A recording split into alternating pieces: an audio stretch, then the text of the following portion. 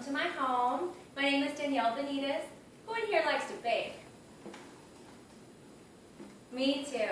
I've loved to bake since I was just a little girl. My grandmother and I would spend Christmas days filling up the kitchen with the smell of tons of goodies.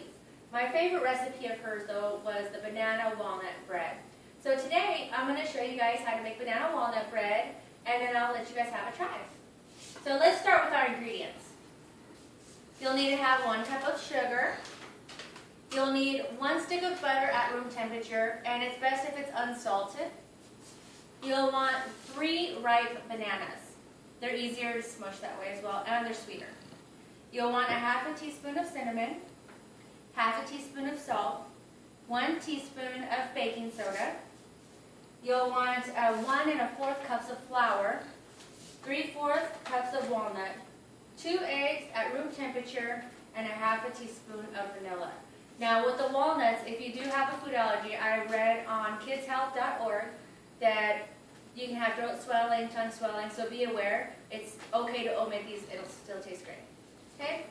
As far as kitchen utensils go, we'll want a mixing bowl, spatula, blender, sifter, a 9x5x3 pan, some Pam.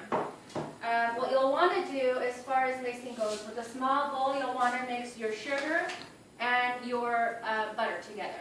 You'll want to blend it with a beater, and it'll be nice and fluffy, and it'll have a really light texture. After you do this, you'll then want to mix your eggs and your vanilla.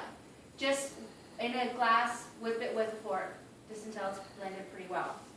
In a separate bowl, you'll want to mix your dry ingredients, your flour, your baking soda, your cinnamon, as well as your salt.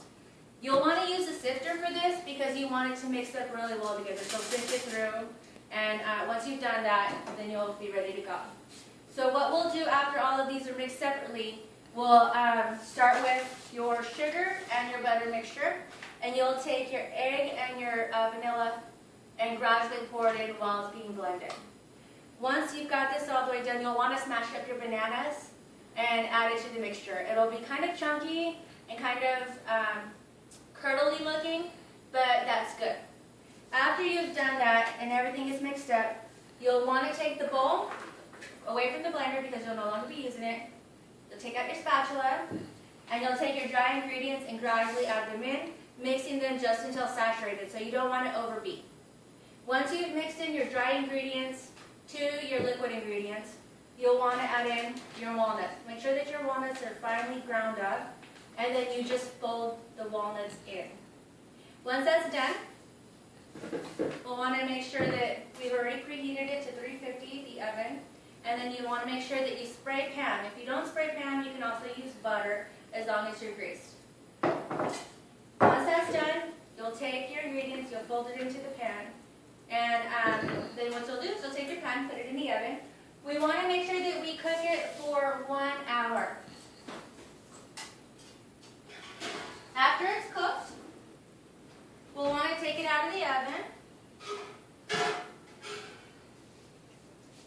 and it'll be ready to eat. It's a little bit hot. I don't want to burn my table. There we go. So I've also checked the recipes on Recipe.com, the Food Network.